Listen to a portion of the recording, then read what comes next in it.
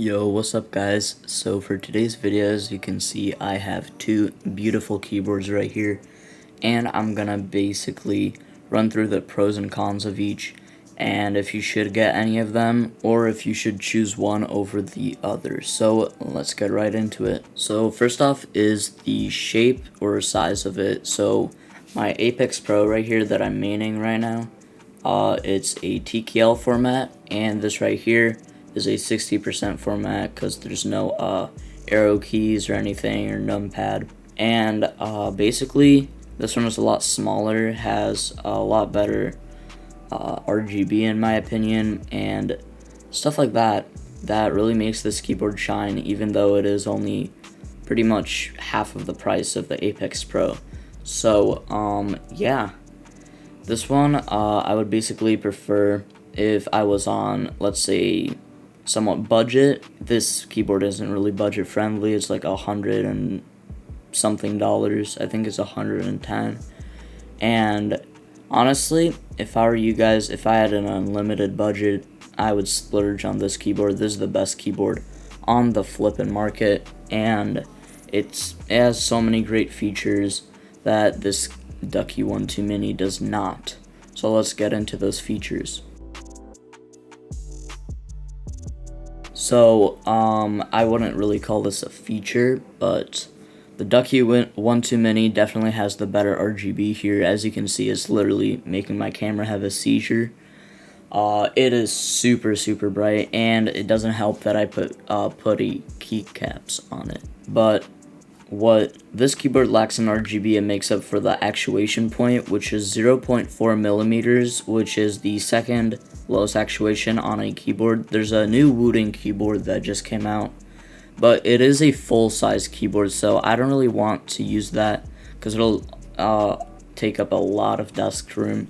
And look at this keyboard. This keyboard's almost on my mouse pad already, so I don't really want to go bigger than TKL. But because of the TKL format, you have this nice little screen right here, and right now it says Flhare, which is my name. And if you just press and hold on this, then it'll give you so many options. I don't know if you guys can see, but it'll give you like actuation, macros, illumination, profiles, and a lot more settings.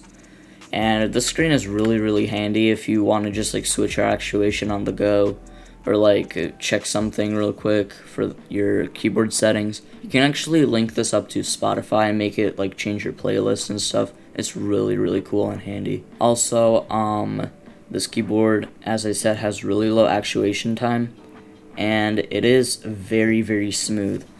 Here's a little sound test for you guys.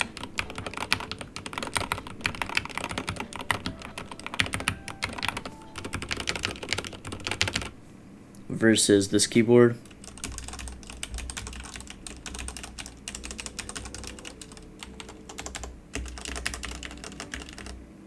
As you can hear, there's a little bit of ping, like if I were to do that, there's a little bit of ping because the backplate is made out of aluminum on this bad boy. This is entirely made out of aluminum inside, outside, literally everywhere, and it does not have that ping sound for some reason. The switches are pretty similar. They're both linear, but this one is a lot smoother and has a better sound in my opinion, versus this more like kind of tactile sound. And I don't really know, it's pretty much personal preference, but you guys know, if you want to try out a keyboard, just go to like the store and try it out. I don't think they have the Apex Pro anywhere for like it to try out because it is just so expensive. It's like $220, I think. It's really expensive, but in my opinion, it is one of, if not the best keyboard on the market. Next up is customizability. Both of these keyboards, you can change the LED lights on, and you know, just play around with the RGB. This keyboard has a software. It's not the best software, but it is pretty good. But this is just all on the fly. I think you press like FN plus this key, and then like switch through the numbers to switch the color modes, but I don't really want to play with that. I kind of like where it's at right now. This keyboard cable is so thick, and yeah, it is kind of ugly, but because of the fast actuation point, it does need those thick wires for the speeds to pass through. And this one has a USB-C connector. Right now I have a paracord hooked up to it for no reason, but yeah, this keyboard does come with USB Type-C, so you can just add in like coiled cables or whatever you want. And I also lube this keyboard. The lube is kind of stale right now because I haven't used it for like half a year, ever since I switched to the Apex Pro. But you can customize it a lot. Like, I lubed all the switches, the stabilizers. I actually added in so much stuff. I added foam in the back. This keyboard is really, really nice for customizing. Whereas this keyboard, you can only really change the keycap set, and you kind of have to be careful because it has this, like, I don't know if you guys can see that, but there's like a little hump here, and most keycaps actually can't go on it, which is kind of unfortunate. But it is a very, very good keyboard. The keycaps are actually not too great. They're just like really slippery and greasy plastic, whereas I put on new keycaps on this. These are the HyperX Pudding keycaps, by the way. And these are double shot PBT. They're very, very high quality. I've had these for like 2 years, and as you can see, there's no wear on them at all.